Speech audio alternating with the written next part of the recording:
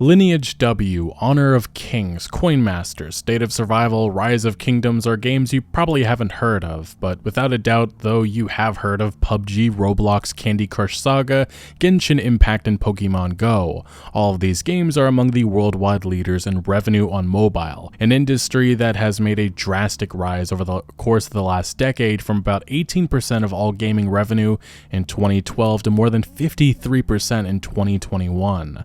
Times have truly changed, and with that has also seen numerous executives of your favorite franchises and developers shifting their attention to that market. Not necessarily just with crafting those experiences, but utilizing the monetization schemes that are thriving in those environments and trying to find creative ways to bring them to iconic console-based franchises. See, 2 decades ago, consumer exploitation in this games industry was very minimal. You could argue it really was limited to just crappy movie tie-in games, although even with that, there was the occasional banger. Todd Howard, when he first introduced to the world microtransactions in the form of Oblivion horse armor, he opened the floodgates to what this games industry has become. Okay, maybe that is a bit hyperbolic, that last sentence, because this reality we now deal with was inevitable. If it wasn't Todd Howard, it was going to be someone else. Regardless, we're about 10 years into this microtransaction hellscape, and it has branched out. Beyond many of our favorite franchises making the jump to mobile with soulless monetization-focused experiences, there's the rise of live services. Letting our favorite franchises lay dormant for a while is not a reality this industry deems acceptable anymore. Recurrent consumer spending is the obsession. It's exactly why a game like Fallout 76 exists in the first place. See, Bethesda's multiplayer Fallout game began in chaos, then found its footing, kinda, and now is just an example of wasted potential and a sad reminder that this might just be the only new Fallout experience for the next decade. Live services aren't necessarily inherently bad, it's just that this industry doesn't seem to want to give too much effort and use too many resources on these games, and it makes sense why, because the overpriced microtransaction store with ridiculously overpriced cosmetics and paywalled gameplay features is the primary focus. It's why Bethesda can promise mod support prior to launch, but 4 years later and nothing has been delivered or even said about it in ages. But during that span of time, thousands of different microtransactions have been rotated in and out of the in-game store. This design philosophy isn't an outlier but the rule nowadays. Tactics that have existed on mobile for years now, but have slowly bled into what this industry likes to call premium experiences. Rockstar's Red Dead Online is another great example of this, although the difference being that developer Rockstar reached a point in which they realized it wasn't worth supporting any longer with new content updates. And no, that isn't because there was a non-existent player base, it was simply because the live service wasn't making enough money to warrant spending further time and resources on it. Halo Infinite and Battlefield 2042 were arguably the big heavy-hitting releases last fall, franchises that feature iconic multiplayer components which years ago innovated this industry, but these days they are falling behind and disappointing the masses, struggling to adapt to this modern age. It's not as simple as pointing to one specific factor and identifying it as the culprit, but there are many. Battlefield enjoyed great success until EA DICE started to toy around with the identity of Battlefield, unsuccessfully incorporating elements from many of the top competitor shooters on the market, removing core features and at times making an enemy out of their own player base. Halo's golden age came when Bungie was the lead developer. Under 343, it has been a decade of empty promises and incompetent leadership. Beloved basic features and components that existed years ago appear to be more difficult than ever to deliver on, for reasons. Most definitely though, the monetization in-game store is always up to date with regular refreshes and new overpriced cosmetics. I'm regularly reminded through the memories I made during the Xbox 360 era of the endless customization options that were present day one, unlocked simply via playing the game, and gameplay unlocks do still exist these days in the form of battle passes, a system that was made famous by Epic Games as Fortnite, and on paper it sounds great, but the implementation by almost every other developer leaves a lot to be desired, with a common complaint being of endless amounts of grinding for maybe 1 or 2 worthwhile items. The actual stuff you would prefer playing to earn is again being locked away behind a $25 price tag in the microtransaction store. Also, that dollar amount isn't one I'm inventing out of nowhere. It sometimes is lower and very often much higher. Overwatch 2 has recently enjoyed controversy thanks to to selling a bundle of past Overwatch skins for $76. These skins previously could be earned for free through natural progression in Overwatch 1. A few years ago, there was uproar over a nearly $300 Valorant skin. There was paid XP boosts in Marvel's Avengers. Rockstar's $5.99 a month GTA Plus gives players huge cash bonuses and gameplay benefits. Fallout 76 charges over $100 yearly just to have your own very private world. The mobile games industry, whether in MLB 9 Innings or FIFA Mobile or Clash of Clans or Diablo Immortal, you could end up spending hundreds of thousands to get the in-game item that you want thanks to atrocious addicting RNG mechanics. All of this contributes to an industry that 15 years ago had total revenue of just over $30 billion annually to now more than $200 billion annually. Yet, whether from executives at the top to even some developers at the bottom, they defend this reality. They argue that more money than ever is being invested into these projects, thus why moving games from $60 to $70 is necessary. That price point wouldn't be something players were annoyed by if games didn't have loaded up in-game stores day one, battle passes, season passes, boosters, pay-to-win mechanics, in-game ads, and the list goes on and on. This industry is making more revenue than ever, with more players than ever. I wouldn't say video games were ever niche, but there has been an explosion in popularity this last decade with more than 3 billion people enjoying video games. So ultimately, any arguments people make to defend the greed of this industry is easily debunkable when you look to a company like EA's offerings, in which their FIFA slot machines bring in an easy $1.5 billion yearly alone. But the thing is, it's never going to be enough. These publicly traded companies have to keep growing, keep raising the bar, which in turn leads to worse gaming experiences, as there is a financial incentive to release microtransaction heavy experiences that have been aided by psychologists that are hired by these companies to exploit players into coughing up more and more money. The focus isn't on creating genre-defining experiences with innovative design, it's with discovering the new thing that will get players to open up their wallets. The industry certainly hoped it was NFTs, something that quickly rose thanks to grifters and quickly has fallen due to limited interest. Maybe that changes in the future, but there isn't an incentive to craft the next big thing.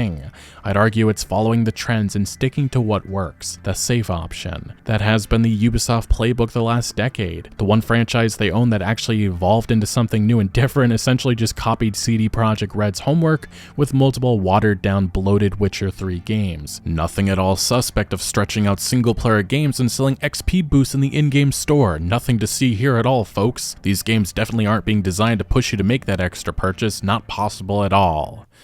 Yeah, sarcasm intended, obviously. Don't get me wrong, there are great games being made, especially within the indie scene. Hell, this year's Dark Horse contender for the Game of the Year is a simplistic indie roguelite, Vampire Survivors. Even with what will probably get the award, Elden Ring, it's a FromSoft experience that I feel is the most unique and enjoyable AAA open-world game I've played in the last couple of years. And that is because it tries new things. It tries to stand out with design heavily inspired by the studio's Dark Souls DNA. The issue is just, for every Elden Ring, there's a mountain of blockbuster doo-doo, which includes recent releases like Saints Row and Gotham Knights, games that are less interested in reaching the extraordinary heights of their predecessors and more interested in being as generic as possible.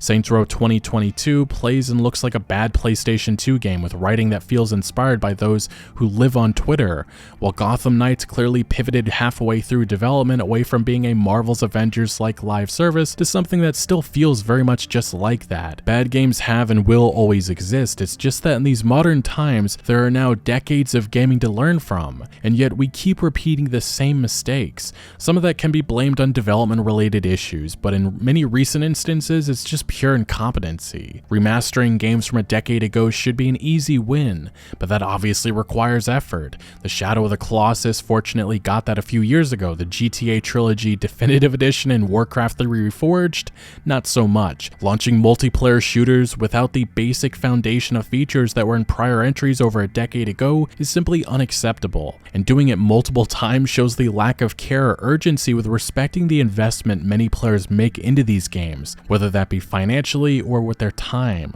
But sure, we can keep having debates about skill-based matchmaking in which many developers explain it's always been in every game, but fail to fully explain that it wasn't as aggressive or intelligent as it is today, which ensures nobody is doing too great rate or too bad in matches because that certainly wouldn't be profitable. Can't have players raging off or quitting or getting good. I would make a sly remark about the yearly NBA 2K and/or Madden release, but I don't even know if I consider those games anymore.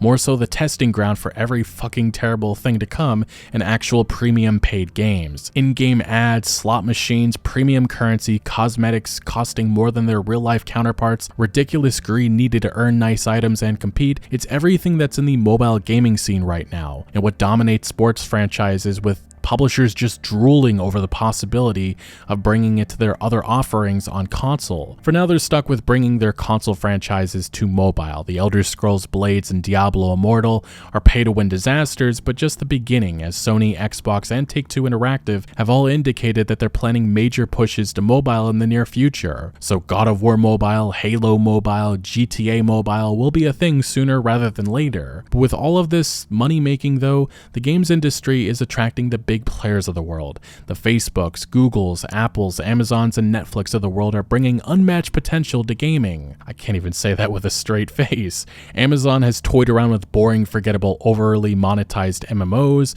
Google drove their streaming platform Stadia into the ground. Facebook's metaverse is soulless, uninspired, and maybe a near $1 trillion mistake. Netflix just hasn't really done much yet, and Apple is all in on mobile. Inspiring stuff. So I understand that much of this sounds doom and gloom, but this is the state of video games in 2022. Players are getting more updates and content than ever, but I personally don't see that translation with quality. The focus on satisfying quote-unquote modern audiences and making something for everyone is a serious problem.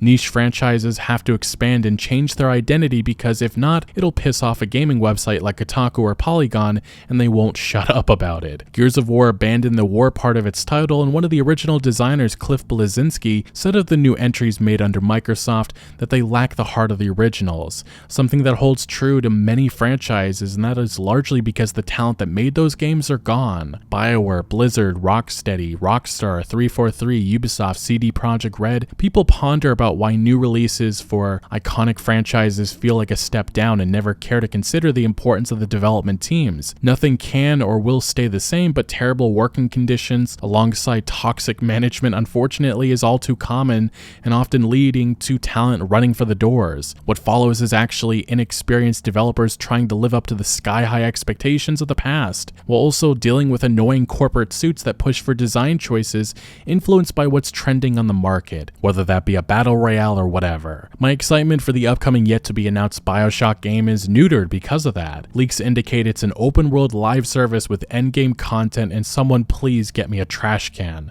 The Last of Us and Horizon are some of Sony's top-tier single-player franchises, and they too are preparing for the jump to live service because it is all about the money and growing. It's why selling 20 million copies of a game in the first year is not enough. Hell, 170 million isn't even enough. There always needs to be more, which leads to problems. So look, I'm not arguing that there aren't great games being made. I'm just exhausted with the constant kick in the balls that this industry gives to consumers and even those who make games. I want to see the industry moving away from 30 frames per second games with this modern hardware. I would like to see less CGI reveals for games, as well as less fake gameplay demos, all of which trick players into buying into something which isn't representative at all of the real product. I want to see paid games being finished and polished when I pay that $60 or $70. I nor you should have to wait weeks after release to see patch notes that feature hundreds, sometimes thousands of bug fixes. I want to see further experimentation with game design that doesn't involve monetization.